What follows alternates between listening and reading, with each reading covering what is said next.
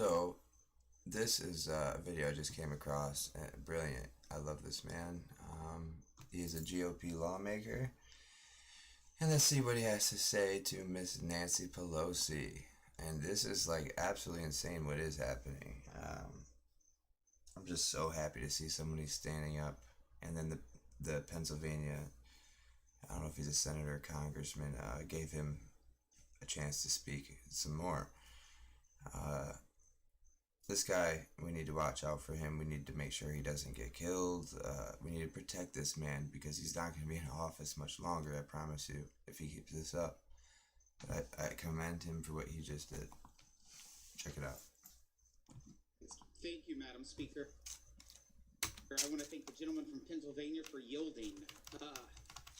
This is complete madness that the Democrats are trying to push through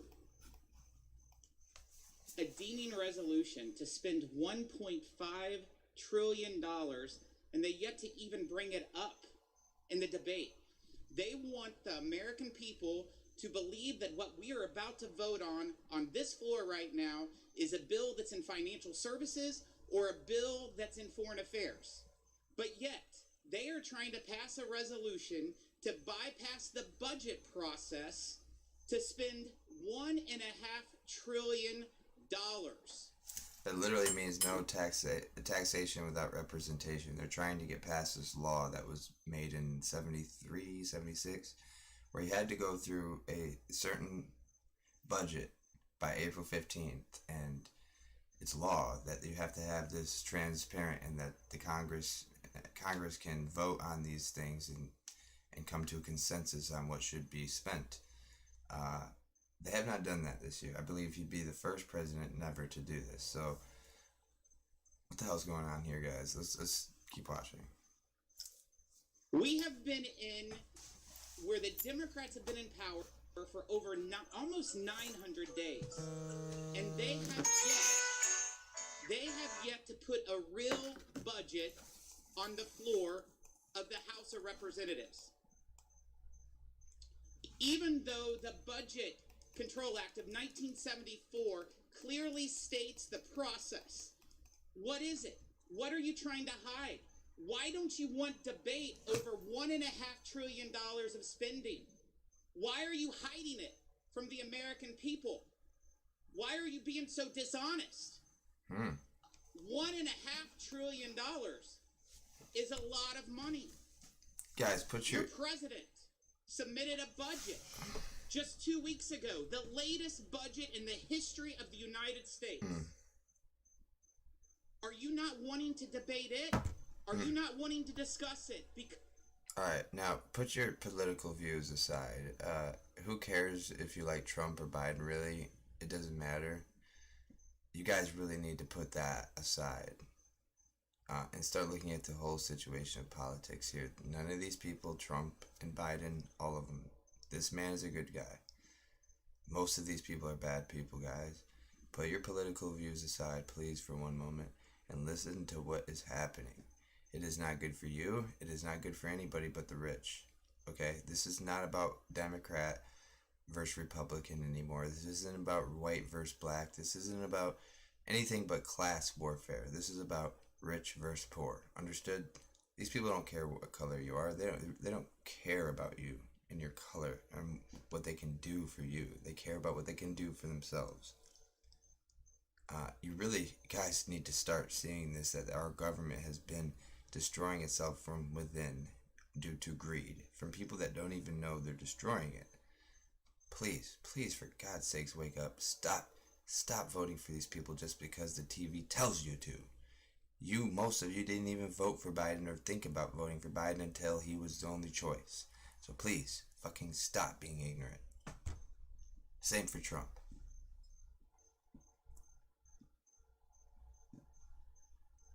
When the TV tells you have to do it, then you fucking do it. It's really quite annoying because it makes you wonder, how did Trump even get... Speaker said... How did Trump even get to primaries? How did Biden? Values. Show us your values. You don't want the American people to see your values. Because in the president's budget, The largest amount of spending in the history of this country, $69 trillion. You're putting $80 billion to hire 87,000 IRS auditors to go after the American people. The largest tax increases in the history of the United States, $55 trillion. Tax increases on low income, middle income, all incomes. Listen. It's the big lie. But you know what? Across the board, average increases of everything. Except by at for least security. 16% increase. Except for things that deal with security. Our men and women in uniform. Flatlining our national defense. Not one additional dollar could be found for border security when we are facing... And there's another thing. Y'all freaked out on Trump. Now, I hate Trump now, too. Y'all freaked out on Trump about kids in cages that were, in fact, during Obama's administration, first of all. And then you guys rip on him about the border, but there is a bigger border crisis now than there was during Trump's term. But we never hear about it. And when I bring it up to you guys on how hypocritical it is, you all shut down. Y'all shut down. Now, I have an unbiased opinion. I hate both sides. They're both bad. They're both wrong. Why can't you guys understand that? You don't have to pick one of these sides. You can destroy both and build anew. Ugh.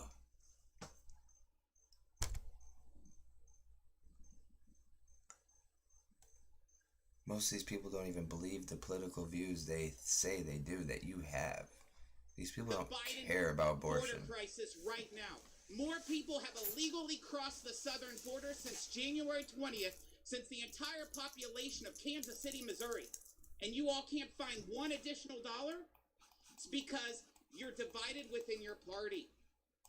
You all are fighting to defund the police. You're fighting to defund our men and women in the Army, the National Guard, the Navy, the Air Force. Where are your priorities? Members are reminded to address their remarks to the chair. The gentleman is recognized. Madam Speaker, where is your party's priorities? Defunding the police, defunding our military. Put this legislation on the floor. Don't try to put it in one sentence. We all should be helping this man. In a rule. We are I'm 3.5 trying.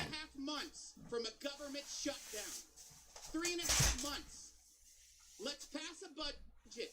A budget that was supposed to be passed by April 15th, according to the law. April 15th. Let's prevent this government shutdown. But yet, It won't. Madam Speaker, your side This is part of the trying plan. to hide $1.5 trillion.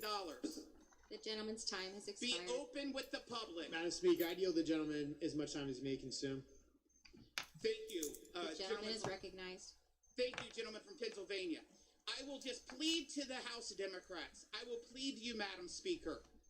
Please be transparent with the American people. We don't want a government shutdown, but the fact that you won't even bring forth a budget to be debated. That's insane. Your president's budget. You will not bring it to the House floor because you don't want the American people to see exactly how you're trying to destroy the working class, to raise taxes on the low income and the working class, to put 87,000 tax auditors to go after the working class. People see it. They see right through it. No, we don't. And history You will did. definitely, You see through it. Not most of these not idiots read out well here. They for the believe House that Democrats. Nancy Pelosi and AOC You'll do and rest Trump are all good people, and they're not. That man's a good person. You all need to... Let's see what Tucker has to say. We'll keep this going with Tucker. I love Tucker. Love this man. It's not about Fox News and Republican Democrat. It's about truth.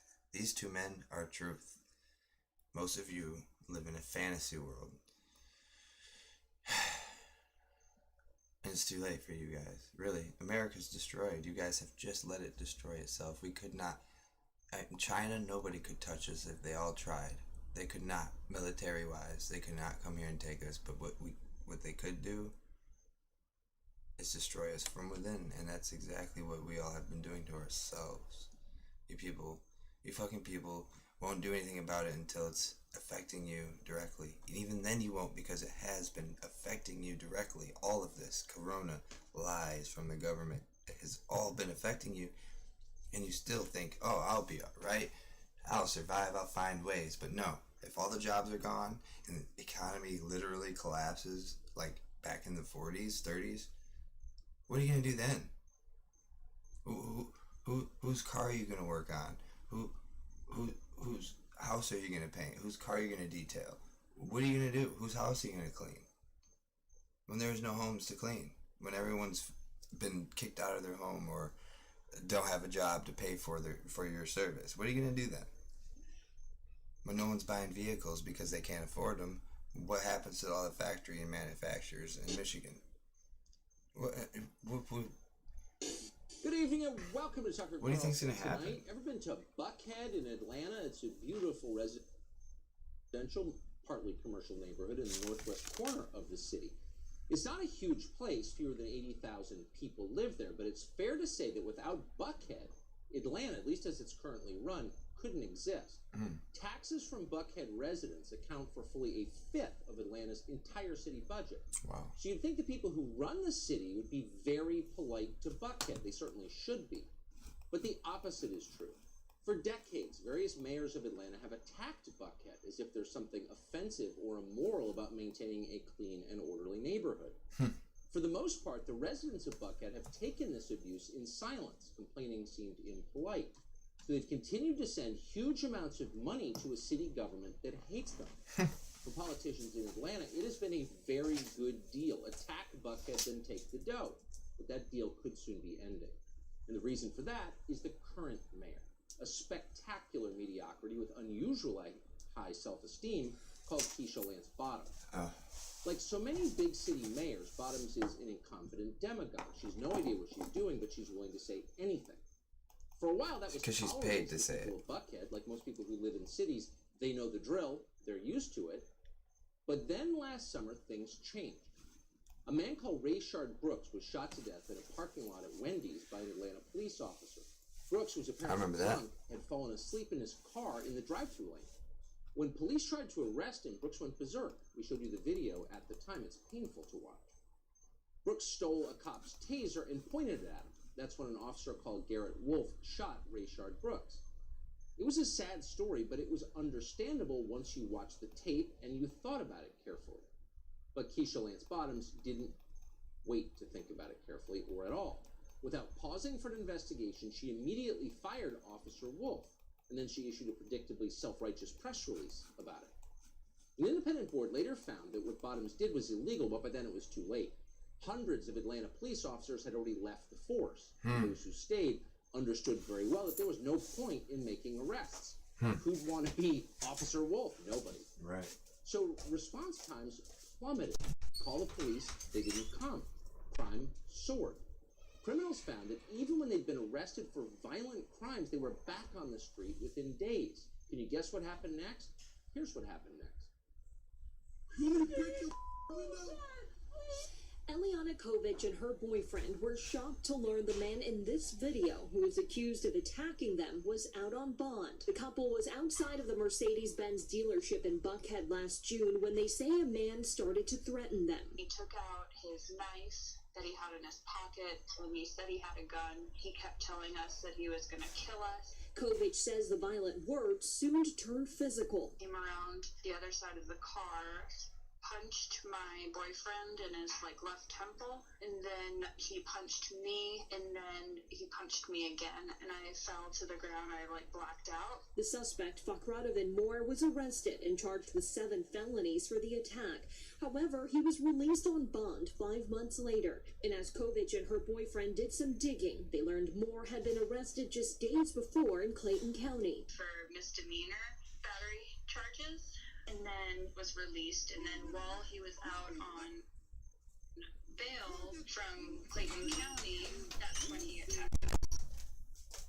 Pretty unbelievable. Threatened to kill them, punched a woman in the face. What did they do wrong exactly? Nothing. Just on the street in Buckhead.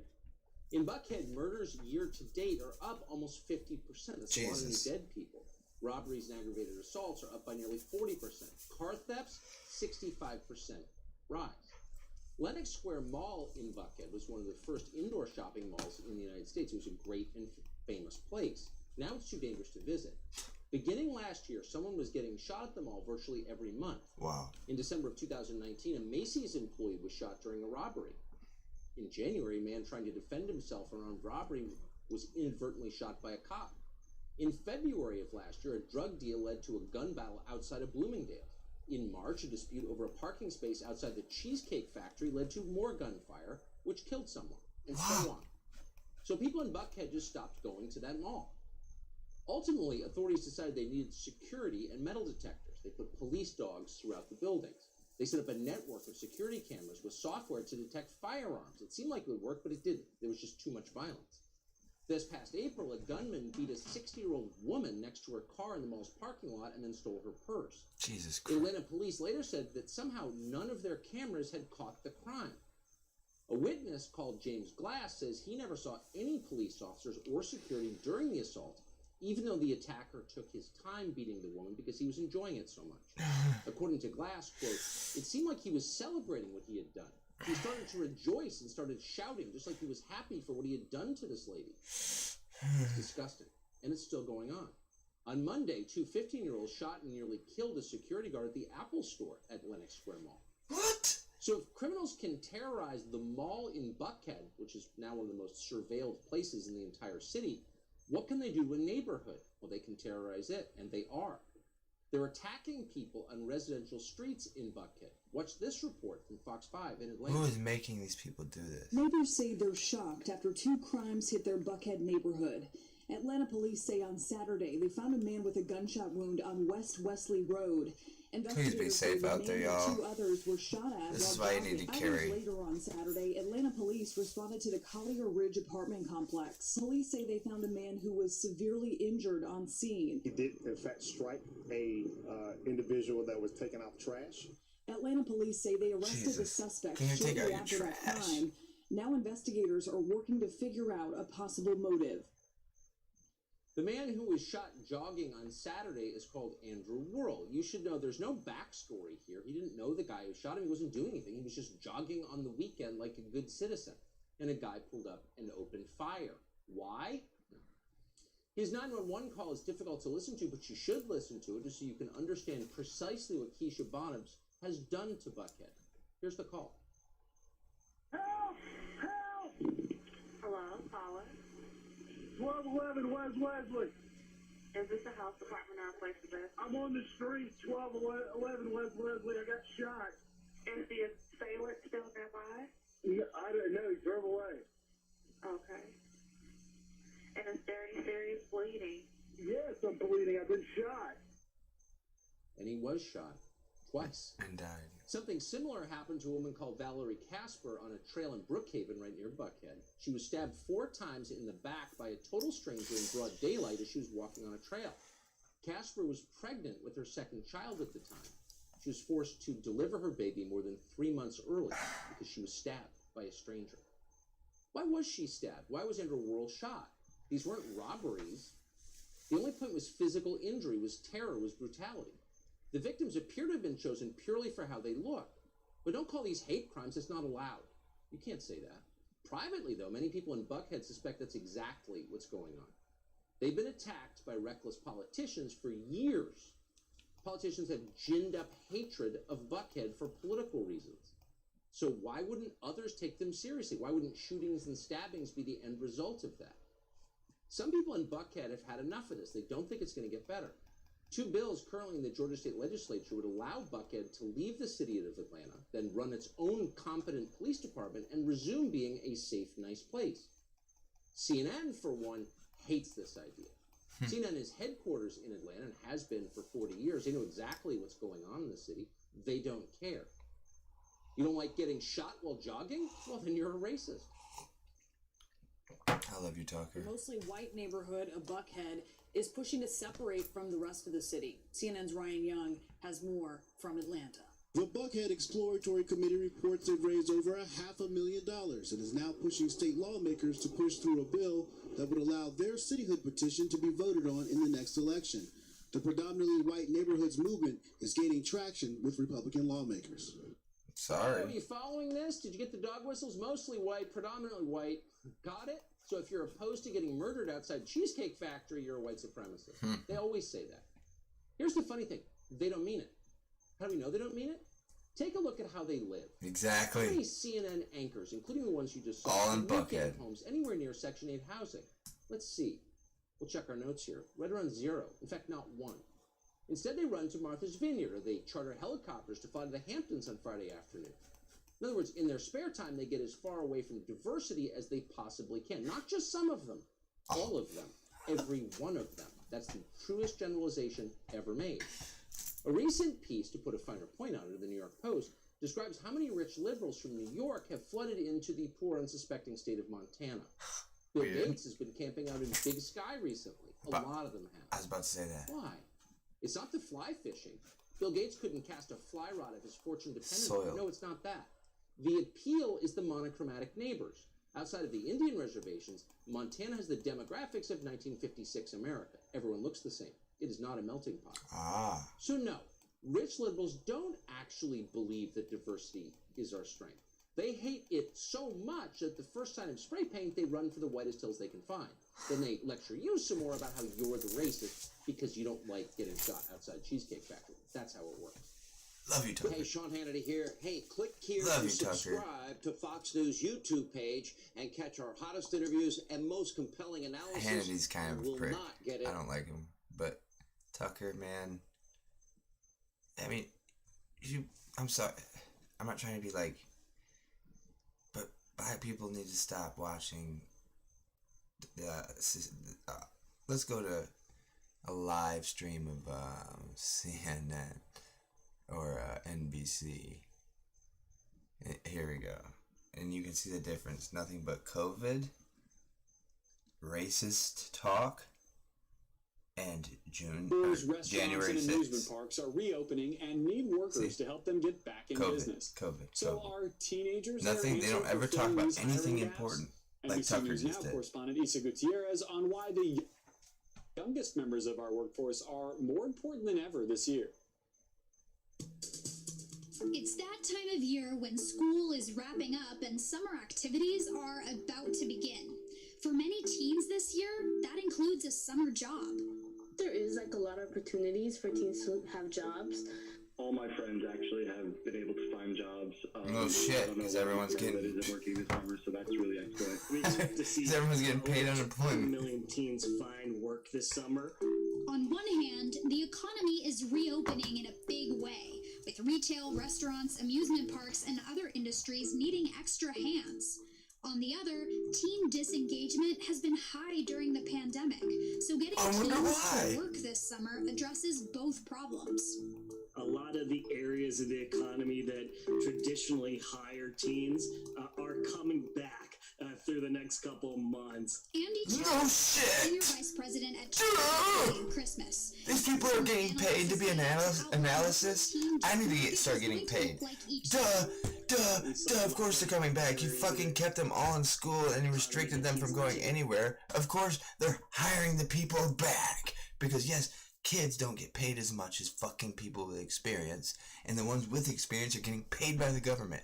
And you wonder why inflation is going up. It's not because of fucking work or anything else. It's because you're printing money every day and giving it to the masses. You fucking morons. This guy is getting paid to do something I should be doing. Shut down throughout 2020, a year and some change due to COVID. A lot of in-person, lower skill work, great for entry-level workers. From cheap labor. Summer youth employment programs saw this firsthand last year. Last year, quite honestly, we weren't even sure if we were going to have a program at all. Last year was really tough. It was fully virtual. Maritza and Daniel work with employment programs in LA County, California, and Brooklyn, New York. For this year, I think people feel that there's a sense of normalcy returning. So I'm getting a lot of phone calls from youth. Daniel's program will connect nearly 514. And what about all those programs that literally died off because of it? Double compared to last year. The employers on their side the interest has gone up because they're asking for more kids. You can definitely see that people are really starting to be more, willing to take in interns or, just workers in general to, work for them now that things are starting to open up more. I wanted to work this summer to not be Starting to open up more. Why are we down anyway? Like just sitting behind a Zoom screen or like a Slack message board. Honestly, guys, and if there's anyone watching this, people, whether they're a customer or you're meeting with your boss, just to get that human interaction. If there's anyone watching this, just be real with yourselves. You don't have to attack me. How many people have you seen walking around deathly ill? Don't tell me, oh, you know somebody that's gotten COVID and died from it, because you better show me the fucking proof. I want to see the test results. I want to know that test isn't faulty, because they are 70% faulty. Every test you take, you have a 70% chance of not getting the right answer. So anybody that says they have COVID, I automatically assume they don't, because 70% chance they don't.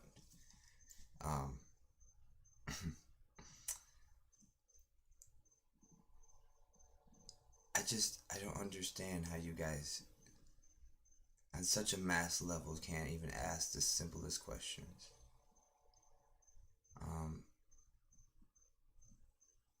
This news network here controls your lives before you don't even know it. They don't talk about, most of the time when they're talking about news, they're not talking about something that's happened. They're making things happen. They're creating a storyline that's going to happen from the past. Okay? From past events. Understood? So they're taking this COVID thing that's happened in the past and making their new story with it, while making a whole new narrative. And people just don't understand how powerful this broadcast is. Just one broadcast, okay? Look at the 1939, 1940 Olympics. The first time there was a major broadcast, Hitler, with one broadcast, before he became Hitler, with one broadcast, was able to grab the attention of the world. And now he had power unlike any other person in the history of man. With that one broadcast, he was able to kill tens of millions of Jews and other people with that one broadcast. They are now broadcasting this thousands and thousands of times a day. Do you not see how dangerous influence is in the hands of the wrong people who dilute truth, who set up their own narratives and agendas? It's very, very dangerous. They used to say armies were the most powerful thing on this planet, and that was true. And then they say banks were more powerful than a standing army, which was true. But influence is more powerful than all. It's the most powerful form in this universe. Influence, perspective, everything is based on influence. If I influence you with wrong information like these folks do, they give you wrong information, what good are you? If you're not getting the real facts, you are no good as people, as a nation, if you're getting all wrong facts.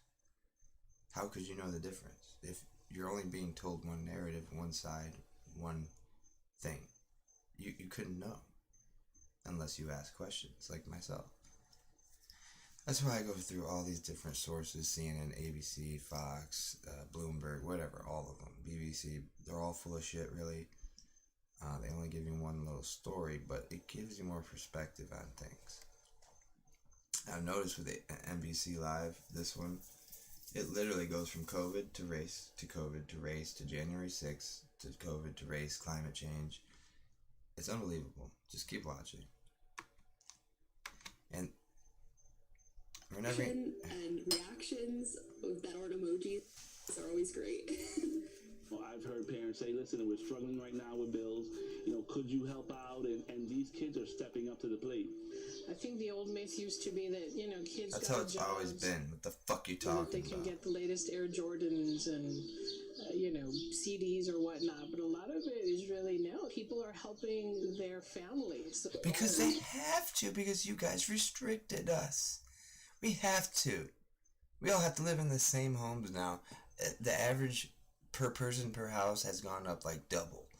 Okay? Because people can't afford to live in one house anymore.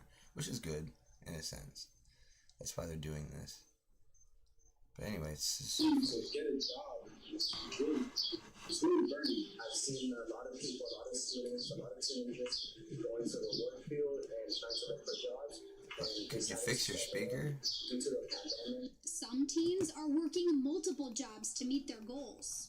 My name is Lindsay, and this summer I will be working at a retail clothing store, and I also might be working at a summer camp. This summer I will be working for my summer camp, Is she a working teen? at a local grocery store, and working on a local campaign. She looks like she's According to data from 35. the Bureau of Labor Statistics, the number of teenagers working is already above pre-pandemic levels. There were more Well, yeah, 16 because- to 19-year-olds employed this May than in any For one, month there's more since kids. 2008. They had nothing to do. More opportunities than say in 2019. And There's more the people that were working last year are now all on unemployment. Jobs today than there has been. And of course, the incentives of working have gone up more. So now these kids are getting paid more than they ever have been. And chances are these statistics are lies. So many of these jobs are just coming back online, and they don't have people in them for the first time in a long time. Whether we can match teens Because with of you. jobs and if teenagers will step up to fill all of those roles is yet to be seen. Whether that's going to translate to a much higher number of teenagers finding jobs, don't know yet. We think it's going to be a high number because there is this window of opportunity. A American lobster diver was out for a dive off the coast of Cape Cod when he found himself in the mouth of a humpback whale. Oh, NBC what? News correspondent Now, Ian Thompson see, has the divers. This is what's crazy also. firsthand. You notice how Tucker was talking some real shit, right? And Fox actually shows some real shit that's going on. I forgot to mention that not only do they talk about just race and COVID and January 6th and whatever other dumb shit, the repetitive shit, they also bring up stuff on the like breaking news type shit. That, I mean, a mouth. Yeah, cool. The guy ended up in a whale. That's great. That should be on fucking the internet somewhere on TikTok or something. Not on fucking NBC Live News. Like it's a fucking. They're distracting you with bullshit instead of giving you real facts here, guys. This is unbelievable, dude. This is fucking unbelievable. This is breaking news. Michael Packard's story is a whale of a tale. I just felt this truck hit me, and everything just went dark. The 56-year-old lobster diver was on his second plunge of the day off the coast of Cape Cod when about 45 feet below the surface, his world suddenly went black. I just thought, did I just get eaten by a white shark? And I said, no, I don't feel any teeth. And I said, oh my God, I'm in the mouth. Whale. That's a trip, though. That's cool. Of a whale. Michael telling our NBC station in Boston he nearly lost his oxygen regulator, all while inside the whale's closed mouth. Is this gonna, run out of air and suffocate? Is he gonna swallow me? Michael says after about 30 to 40 seconds, the whale spit him out. I just got thrown out of his mouth into the water. There was just white water everywhere. And I just was laying on the surface floating. Michael's shocked fishing partner watched it all from their boat, telling Michael's sister Cynthia he feared the worst. He saw the tail of the humpback and he saw the head and he saw Michael just flying out of this total chaos of water thrashing. That's incredible. Miraculously, Michael returned to his family this weekend, leaving the hospital with just a dislocated knee and some soft tissue damage to his legs. While some think the story is fishy, marine experts say the seemingly biblical encounter is very rare, but possible. Most likely an accidental gulp by a young whale catching the wrong kind of food. Mm-hmm. A Chicago man decided to manage the stress of the pandemic in a unique way. by jumping into Lake Michigan every single day for a year. Well, this guy's been doing that for years. Jumper, you see, a social media star. Oh my this god! past Saturday, hundreds I can't even watch it no more. You see how they don't talk about anything important? Let's go back to Fox now. My name's Dan O'Connor. I'm a Chicagoan, and I jumped in Lake Michigan. I just want to seriously hit these people. Let's see what Fox does.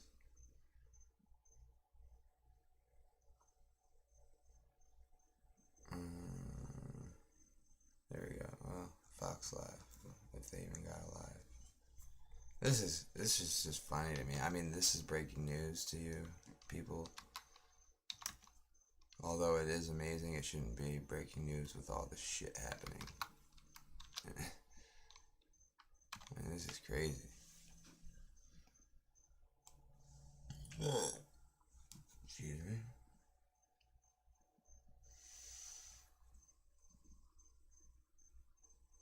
I guess Fox doesn't have a live stream, like a... Oh, here we go.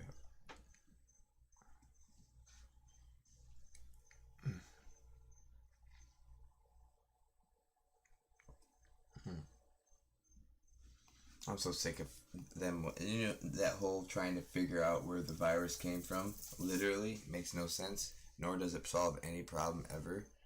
So why they do it is beyond me. Truly, I don't get it, because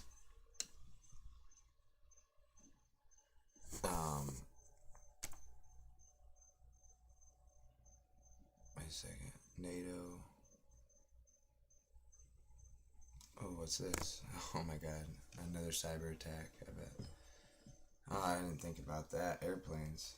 Food shortages are coming. Having to do with Southwest Airlines at the moment, experiencing some major technical issues with their fleet. You can see right now we have a live shot at Sky Harbor Airport. At least this is real Arizona, news. Also at LAX, I believe, in Los Angeles, where this that Southwest flight just landed. But right now, we're just getting some unconfirmed reports that their weather operating system, that's what the airlines use to assess how the weather is before they take off. It's a written report, apparently. Well, that software is completely down, and they need that to take off for some of those flights that we're learning are still on the tarmac waiting to take off. And so we're still kind of working on getting some of these unconfirmed reports confirmed, waiting on some of our sources to get back to us, some of our reporters to get back to us. But we're learning that some of the fleet of Southwest Airlines domestically, like in LA, Phoenix, Denver, and Dallas, some of those planes have been grounded due to technical software issues. And so they're going to say it's a cyber on this attack. shot right now, you can see that Southwest flight there in the lower right hand of your screen just landed in Los Angeles. And so we are learning at the moment that all Southwest Airlines planes have been grounded with customers on the tarmac for hours as company's weather monitoring system crashes. Now, that is according to a social media user on Twitter.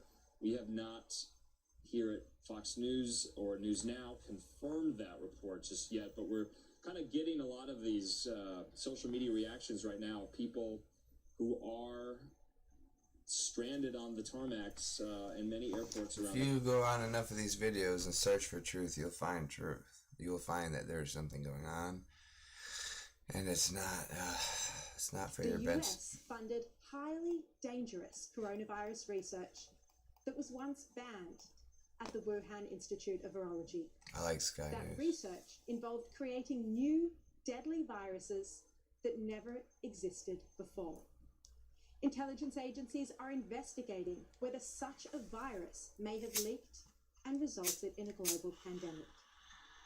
The person who knows more about this research than anyone is the top medical advisor to the president, Anthony Fauci. But when the outbreak of the pandemic exploded and the White House was sitting there wondering how it all started, Fauci did not once mention gain-of-function research or the other research activities at the Wuhan laboratory. it was left to others to slowly uncover.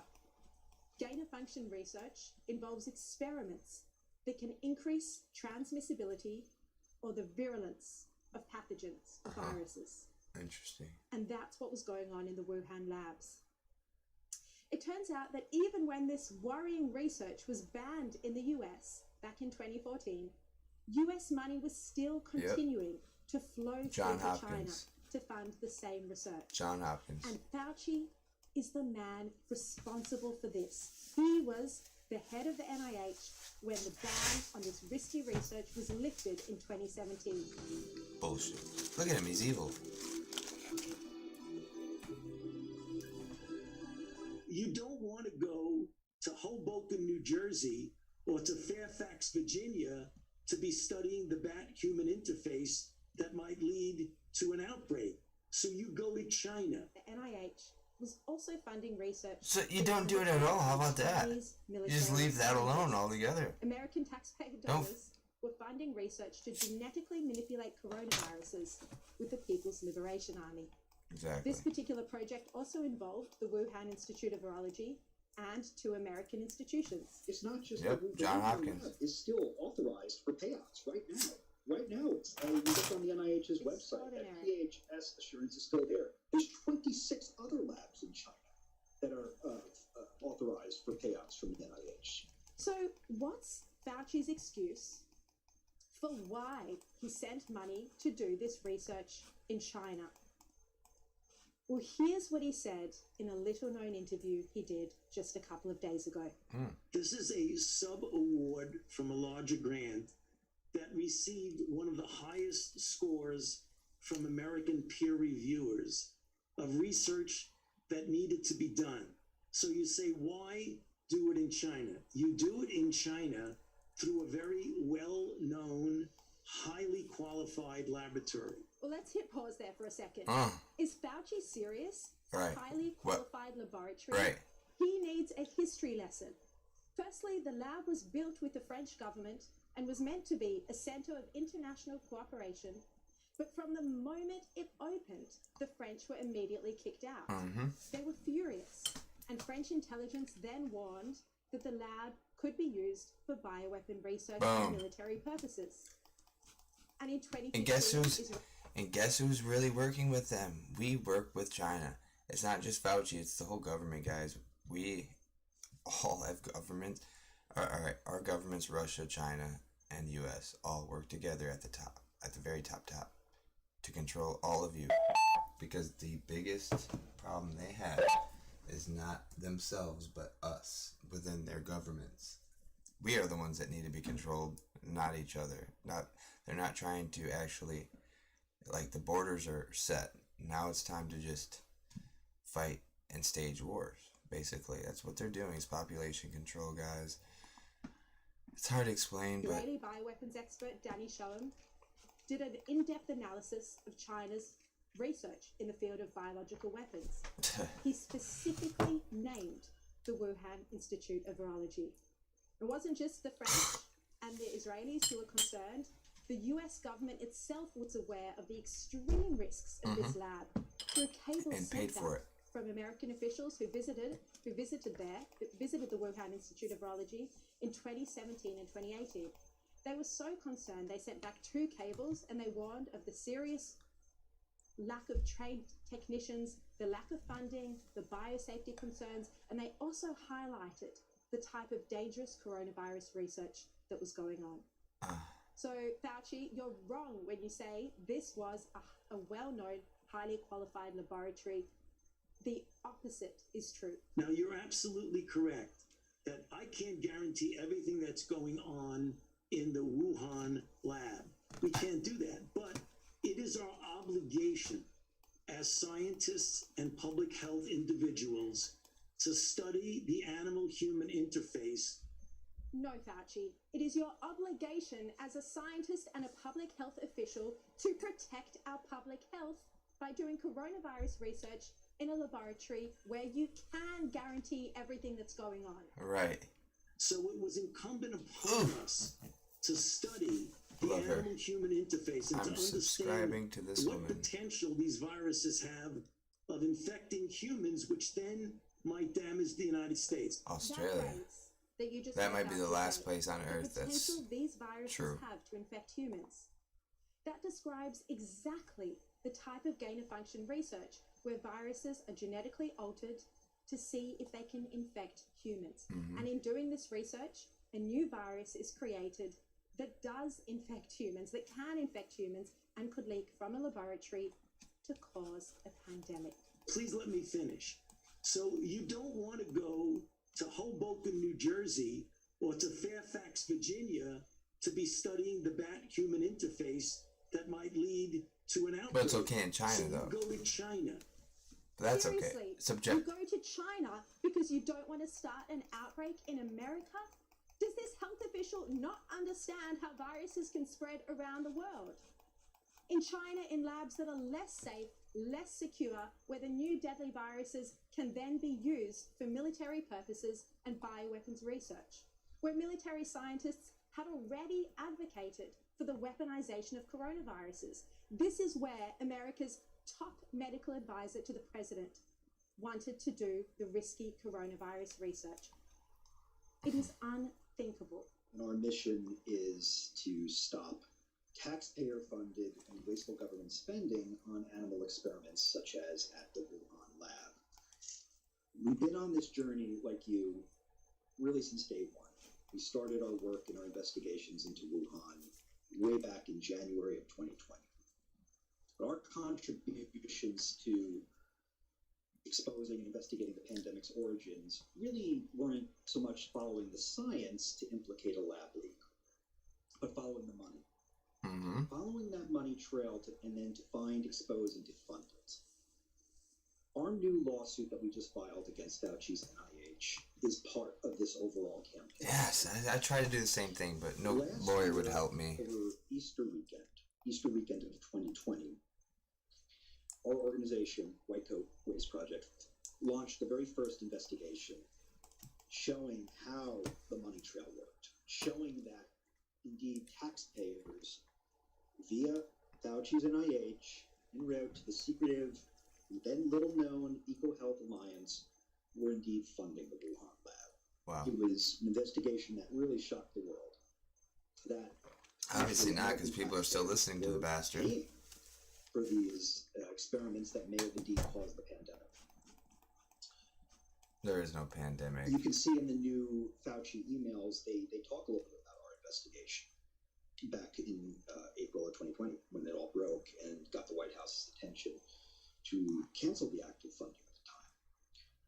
Well, since we launched that investigation, Sherry, we subsequently sent 2 Freedom of Information Act requests to the NIH to find out precisely what Fauci knew and when he knew it. We requested information like funding applications, email correspondence between Fauci and EcoHealth before and after the pandemic broke, email correspondence between Fauci and former CDC Director Redfield, who, as you know, is a prominent supporter, openly supporting the lab leak hypothesis. He's since received some death threats over that. Information about whether Fauci's payout to Wuhan and EcoHealth was properly reviewed by the NIH oversight committee. Of course, they all got paid off. Emails all the way back to 2013 we requested. We want to see what NIH and EcoHealth knew about a lab leak, a potential lab leak in late 2019 and early 2020. Well, after we filed those Freedom of Information Act requests, Fauci's NIH blew the deadline set by federal law to give us what we were entitled to as taxpayers. They blew the deadline to hand over all those documents.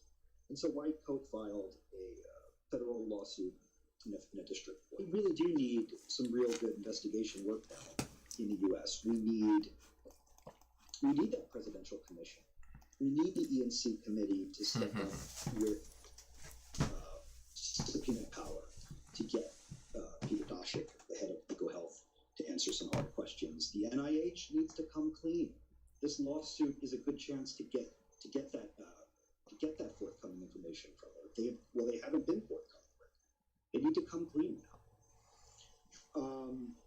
We need an audit of all the money we're spending in China. And now that it's emerged, he funded a laboratory that may have sparked this pandemic.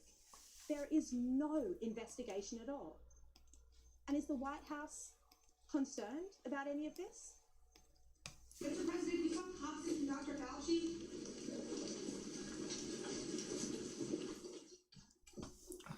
Yes, I'm going